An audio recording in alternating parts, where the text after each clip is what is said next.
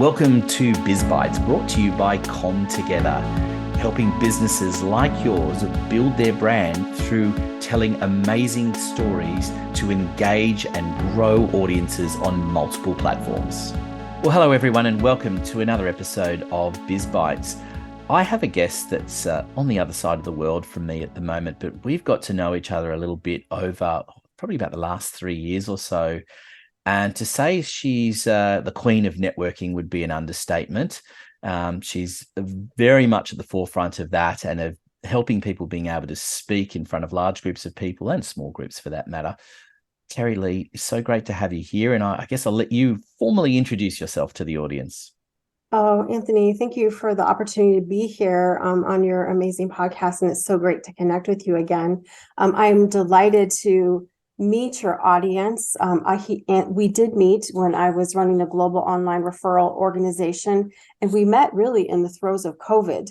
And as everybody knows, we all were doing our face-to-face networking, and suddenly online networking came to the forefront, and we were able to connect globally, right? So that was amazing. And this whole time I've been speaking for a number of years. And so these days, and what I'm up to is really helping coaches, consultants, and solopreneurs develop their speaking business. Anthony, have you ever met speakers who like had a book and they knew they wanted to speak, but they didn't know how they were going to make money? Absolutely, all the time. Well, those are the people that I help. So I love focusing on helping people maybe get a book done. There'll be the people who want to develop courses, the people who want to develop programs, and we help teach them how to go out and sell those programs too, with intention. So that's what I'm up to these days. It's fantastic. I love that. I want to come to that in a minute, but just to touch on the where we, I guess, connected originally, as you said, in the networking space. And I think what's amazing about that is that COVID experience really opened up global networks. And I think, that this idea that you and I are even speaking from opposite parts of the world at the moment, it's the technology's been there for a number of years, but it really only came to the forefront during that COVID period when people started jumping online and realizing, well, if I'm online, why do I have to restrict myself geographically to the, surrounding suburbs when I can talk to someone on the other part of the world? And I think that has been such a huge thing for so many businesses. I totally agree with you. And I have a funny story for you. So So we were neighbors, when I was in Singapore and you were in Sydney, and I moved 13 months ago to Houston. And do you know, Anthony, for the last 13 months, I was still opening up my laptop to do all my networking. I didn't go out at all. Just last week, I went out and actually met business owners, and yeah, I can do it. But I was adding up, it was 40-minute drive there, the 40-minute drive home, and I'm I loved it and I want to do more of it, but and I realized in that moment, because they were all talking about being here in Houston and that this is where they network, and I realized I'm not sure everyone was doing what we were doing. I'm not sure. I think that some people still, maybe they were online, but they were still more localized, and so I don't think that we should discount the specialness of what was created at that time, and for the people that have been able to expand beyond their borders for their business. Yeah, I should tell you that it was the group that I was in, thanks to you, at the time, was had a lot of people that were in Queensland, amongst other places that were there. And it was towards the end of last year, we had an opportunity to go to a face-to-face conference and made the detour to the Gold Coast, and firstly to go and catch up with all of these people that we had been networking for a couple of years and never been in the same room together. So, those opportunities are great. Ironically enough, someone in my current networking group who doesn't live anywhere near me, she and I are both going to be in a foreign city at the same time together. So the chances are we might catch up for coffee in another part of the world altogether. So, those opportunities are huge. And I think the reality for many businesses, particularly, I guess, as you work with a lot of coaches and consultants, that space isn't restricted geographically. There are certainly some businesses where we understand the geographic need, but many businesses don't really have those boundaries. And I think being able to open that up has been a huge, a huge leap for so many businesses, and just that whole idea of a global marketplace. Yeah, I agree. I agree. It's been stunning for so many. It was something I never imagined I would ever do in my life. I don't know about you. I never dreamed of that. Mm-hmm. No, and definitely not. And I think but I do remember the frustrations of the early days of starting my business and attending some face-to-face networking groups. And that whole idea that, oh, because I live in this part of Sydney, that must be where I do business. And it was a very old-fashioned approach. I mean, I think my parents used to say to me in the early days of the business, why don't you just go and knock on some doors and see if they want some marketing? Okay. I'm going, who does that? Like, it's and now it's I think it's funnily enough, I think I only have one or two clients that are even within driving distance of where I am now. And most of my clients are spread all over, and I love that. It creates a huge amount of variety as well. And I think that it's interesting too, that need to be physically with a client has also changed as well. I think there is the efficiency, there is so much that can be achieved. And yes, it is nice to be able to shake hands and be in the same room as someone. And I don't discount that opportunity, but it can be the exception rather than the rule. Mm-hmm. I totally agree with you. And I had a similar incident, if you will, or sort of, well, let's say experience. It was that I am in a networking group, and 5 people from 5 states. We all met at a conference in Denver that someone was involved in, and how awesome it was to be with them.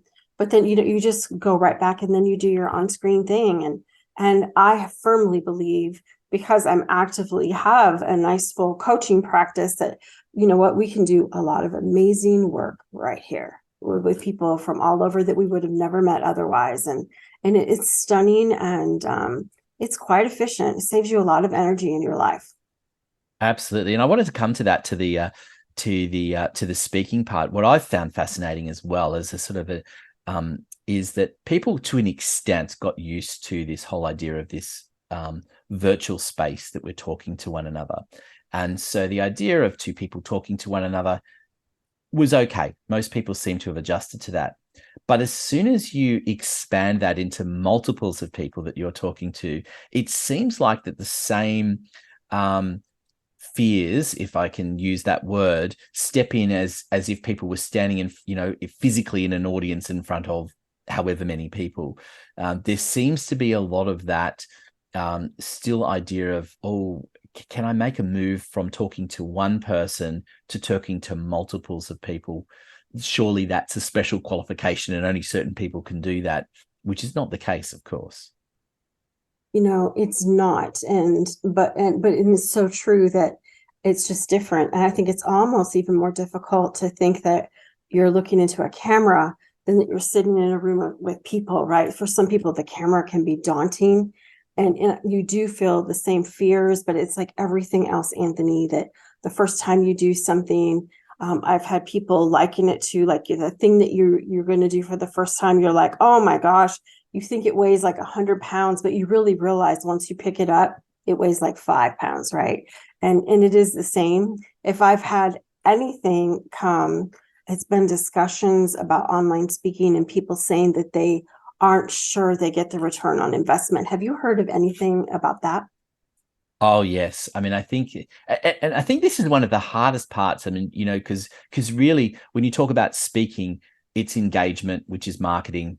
And I prefer to talk about engagement as a general rule. And I think there is an intangible, element to it, because there's a point where you go from brand awareness, if you like, and whether it's a personal brand or a business brand, moving into the sales process, which is a different beast again. So the whole idea of the return on investment is sometimes a very tricky one. But I think anyone that has put themselves out there knows that those opportunities come because you are out there. And I think it's unfair to judge it based on one or two appearances as well. You have to do these things consistently at a quality level. That's such a really valid point. And if there's anything I've come to know, because I've had a few candid conversations about this, so I appreciate you being willing to be a little candid and talk about it, because there's probably people thinking it, right? If they're watching, they're like, yeah, I get that. But I think what it is also changing up how I respond after, right? Like, it's one thing if you speak in person and you had leads, people said that they were interested, right? It's another thing if people are going and signing up for your lead magnet. Like, you need to set the parameters so that you get the notifications that 15 people signed up for it, and perhaps you can reach out to them, right? It's changing how we follow up and how we react, because it is a different method of putting yourself out there. And I'm not sure, I think that we all just like assume, oh, I didn't get a lot of interest, but maybe sometimes we're not even paying attention, right? So it's, I think, in getting candid, we can really look at, hey, what do I need to shift so that I can respond better to these people that are interested?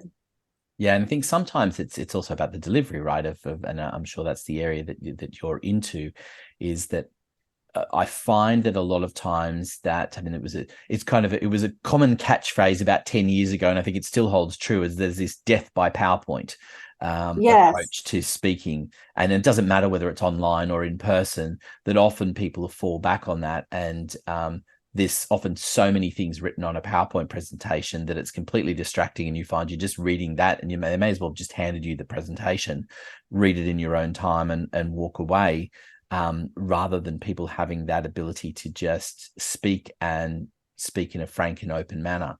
I find that is a real hindrance, that people are hiding behind that. I think so too. I think that being able to show up, do your thing, and the PowerPoint is just to enhance a little bit. It's so important, and people don't realize.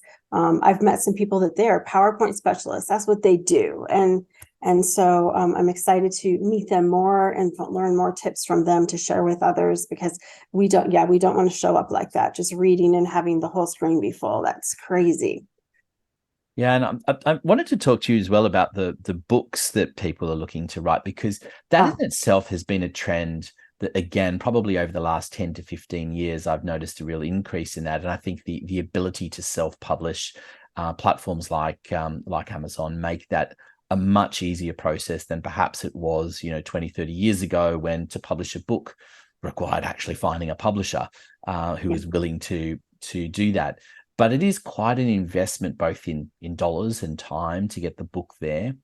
And then I think what people forget is that just having the book isn't really enough. And I often wonder why people write the book in the first place, whether they've gone in with the right attitude. I know someone I used to work with years ago, that he used to liken it to the thud factor, which is, of course, when it was very much in person, because you would be able to walk into particularly to someone you've just met and say, by the way, have you read my book? And, thud it down on the table, hence the thud factor idea, with probably little hope that they would actually read it. But it was more that the book gave some form of credibility. Now, publishing a virtual book is a lot easier, but still not a cheap process if you do it properly. And there's no point doing the book, I think, unless you're going to promote it. It's so true. It's so true. All right. So I love it that you're bringing this up. And I believe that we can all have a book.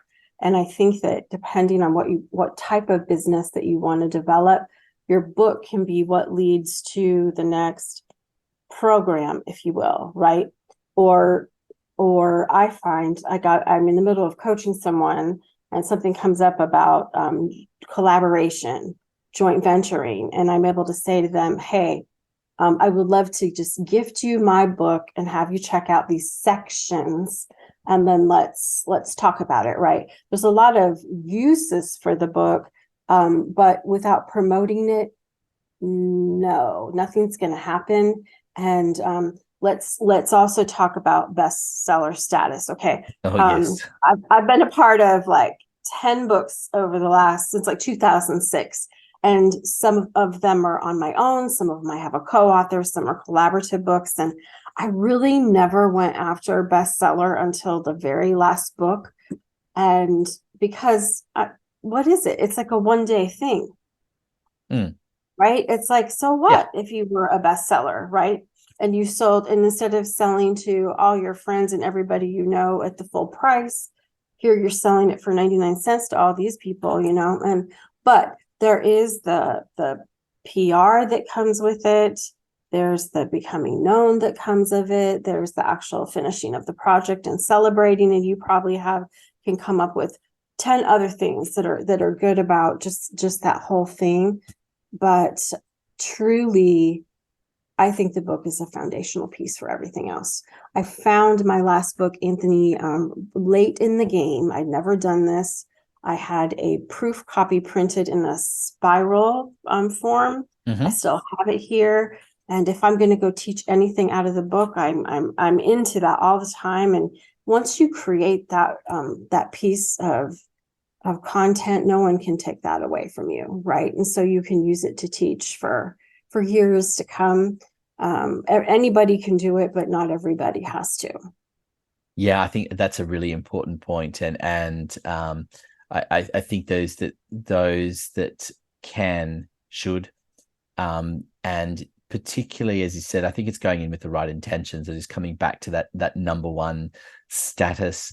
And you're absolutely right that it's not that difficult to achieve, sadly.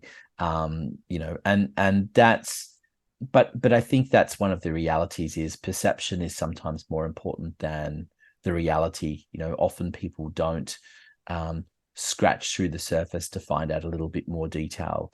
Oh, you were a number one bestseller in Amazon. How did you get to that status? How long were you there? How many books did you actually sell? Because sometimes it only takes 10 books at 99 cents. Yeah, It's if not you have a very top category, yeah. Mm-hmm. It's so it can be a as I said, it's an important thing for some people to be able to claim that status, and it does for some people it does work in that regard. But I think the fact that you've authored a book and you've gone to that effort of trying to put it down, and that there's something that you're trying to teach and that you are being able to teach from it, is a more important idea. And I think it allows you, some of the best speakers that I've seen that have got books base a speech or presentation that they're giving on, it might be one part of one chapter of the book. And that encourages people to want to do more, which hopefully means buying the book, which is, and again, usually publishing the book is not about making money. Not from the book sales itself. You're lucky if you break even.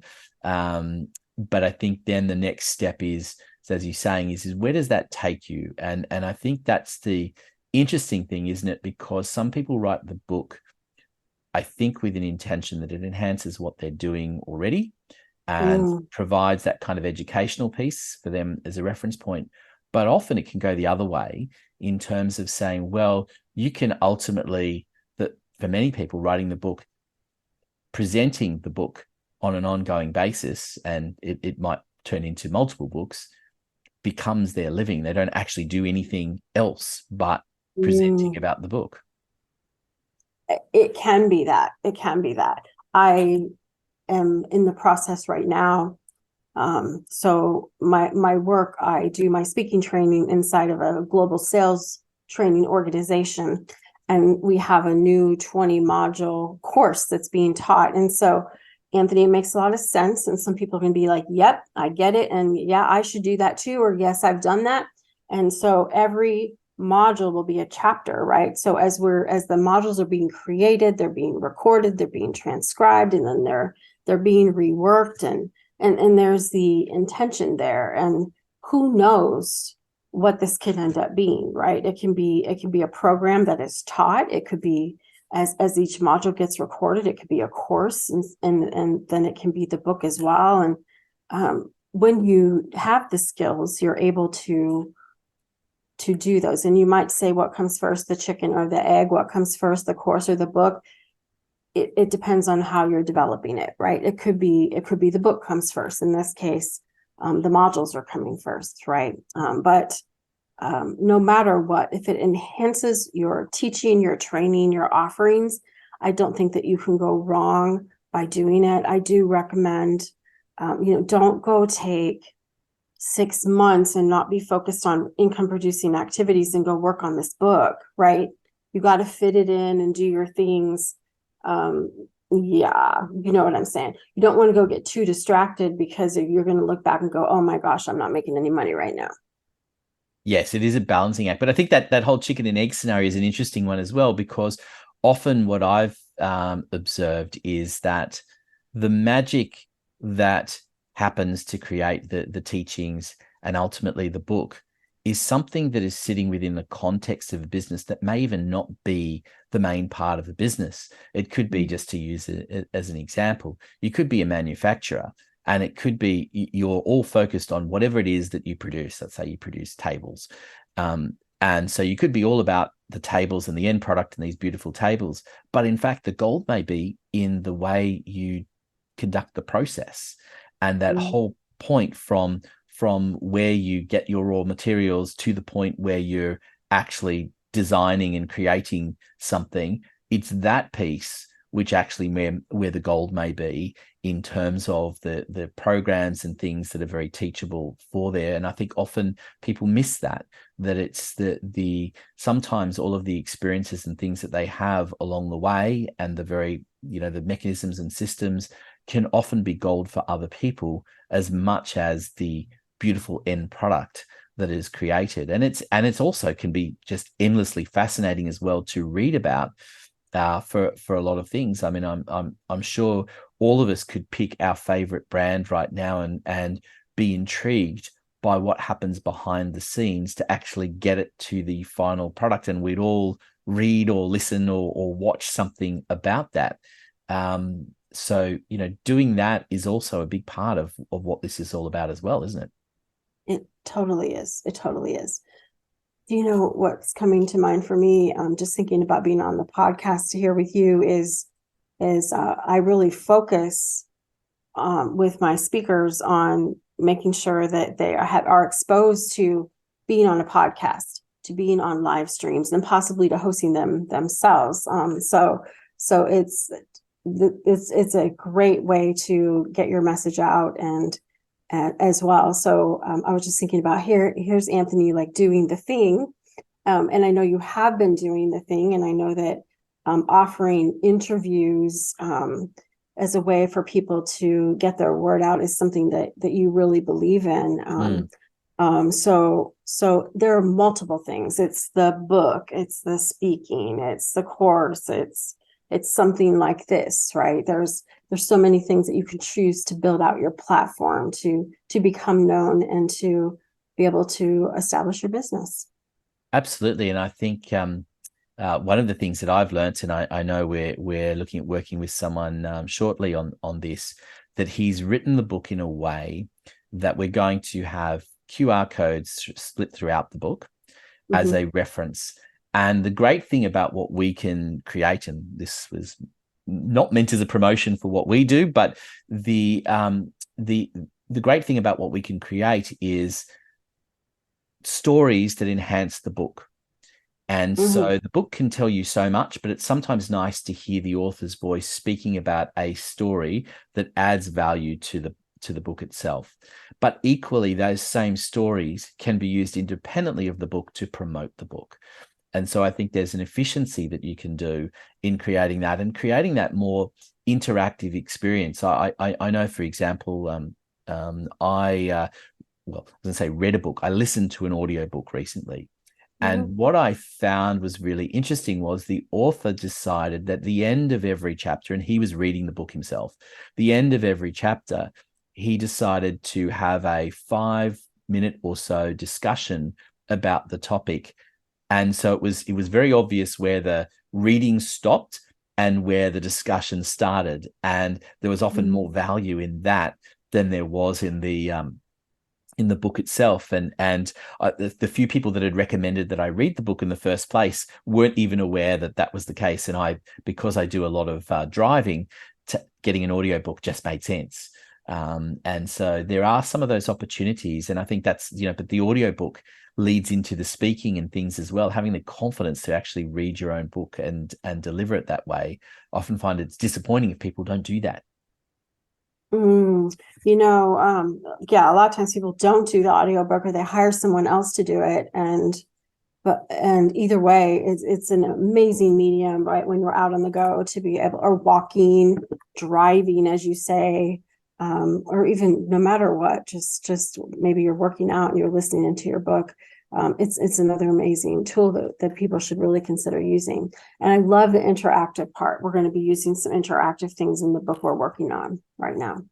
So before we get, I want to come back to the most recent book in a moment, but I want to go back a little bit on the journey, because you and I have got to know each other a little bit, but I'm intrigued as to where it all began for you. What was the original career path? Where did it all start for you?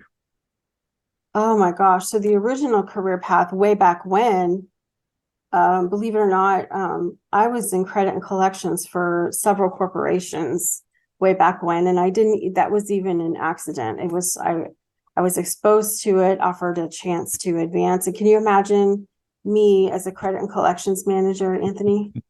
No. I was good at it. And my salesman that I would work with, I would have to tell them, I have to hold your order. We can't approve your account. And they would always say, I don't like what you're telling me, but I like how you tell me.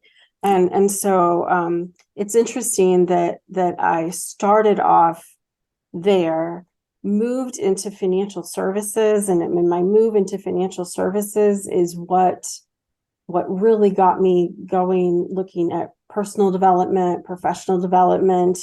And I started networking, and I started loving the networking more than anything else I was doing. And so, I mean, networking was my career for 16 years, literally, that's what I did. And it probably showed when you met me.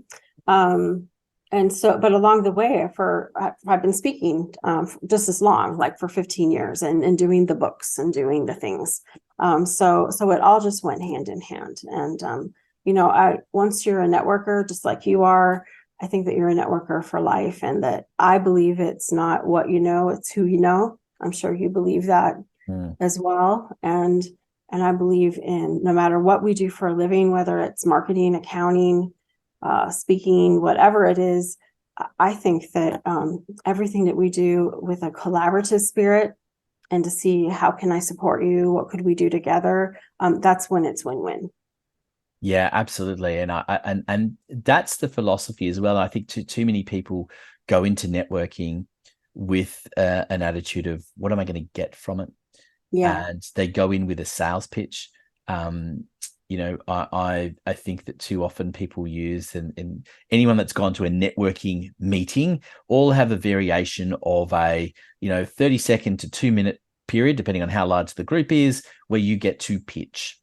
And I think the problem is they've taken that to heart and said, right, I have to pitch, when in fact what you're better off doing is telling a story, and telling a story, a short form story of something that's happened recently that's relatable. And it's starting to practice that speaking skills, because I'm assuming, and that the majority of the books that you've been involved with are not a simple how-to manual. They're not just a simple, they're not just simply, right, here's steps 1 to 20 with nothing in between. It's the in-between bits which make it relatable, memorable, and engage people to want to continue with whatever steps are throughout. And often the books aren't even step by step at all. They're just discussing the topics and things that are there. And I think that's where the important part is. And I think that often gets left out of networking.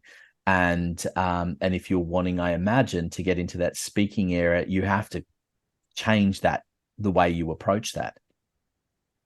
It's true. It needs the glue. It needs the stories. It needs, we could open up a whole can of worms and bring up AI right now.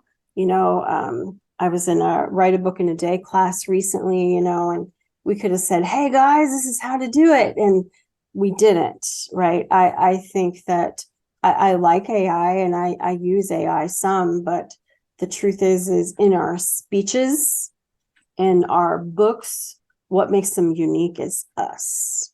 That's what makes it unique, right? And so you're right. You're right. It's all those things that are critical. People buy us. They, Absolutely. and so if you got to give them you. You can't just be. You're right. It's not just here's 20 steps. It's the stories in between. It's all the tie-ins. It's just really important.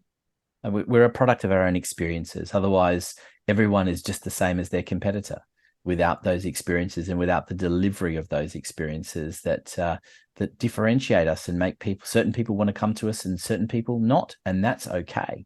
It's attracting more of those people that are naturally attracted to you and that you want to be attracted to you. That's where the piece lies that people have to master.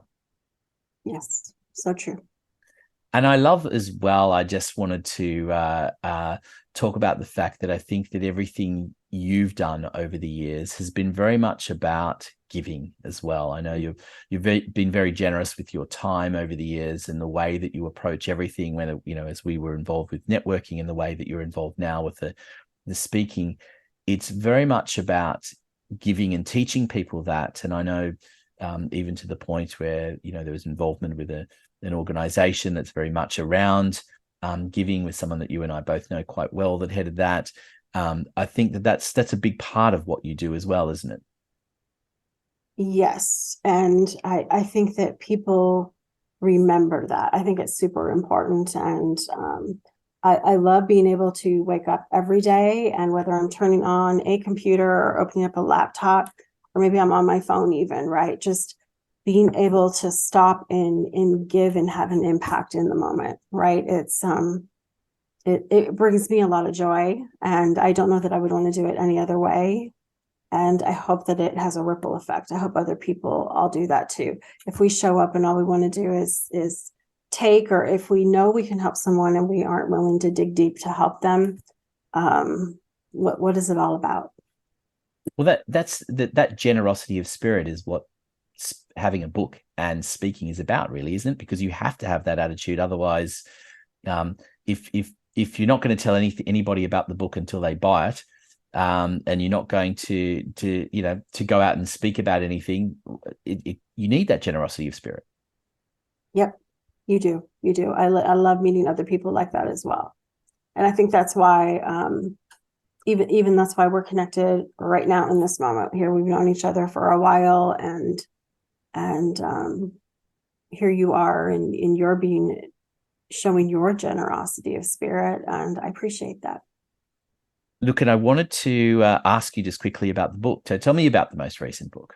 So the most recent book that I have published is called High Level Networking, and it's all about how to grow your network, collaborate, do joint ventures, and grow your email list. And when I bring it up, it is like all my high level networking strategies, and it's a book form of a course that I would charge like thousands to work with me for a year, right? But that's what we want to do. You want to give people your very best of your best. Some people, that's all they're ever going to do is have that book. Some people are going to be able to work closely with you, and some people might be able to have this much time with you, right? And my next book is based on speaking, but I'm really glad that I got the networking book done. Yeah, I look forward to the speaking one, because I know you've got so much to give on that part. I just wanted to wrap things up by asking a question that I often ask my guests: is what's the aha moment that people have when they start working with you that you wish perhaps other people would know about in advance, so more people are going to come flocking to you?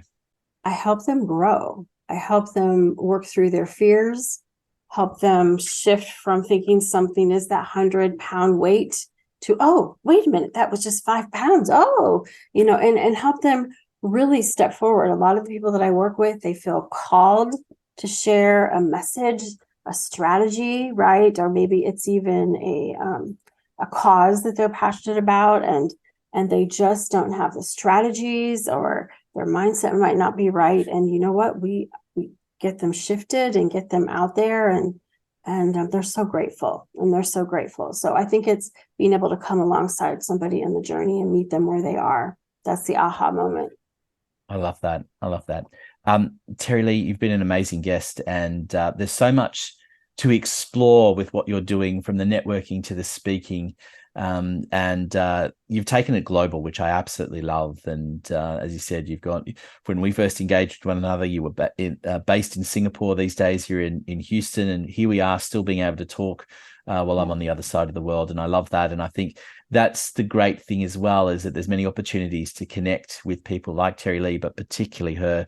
We're going to include, as we always do, a whole bunch of information in our show notes about how to get in contact with her. And anyone that has half a thought about speaking, networking, and writing a book, definitely you should reach out, because you won't get a better person to speak to about all of that. And thank you so much for being a great guest on the program.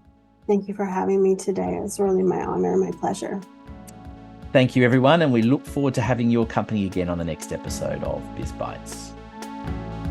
Biz Bites is brought to you by ComTogether for all your marketing needs, so you can build your brand, engage audiences on multiple platforms. Go to comtogether.com.au, follow the links to book an appointment for a free consultation.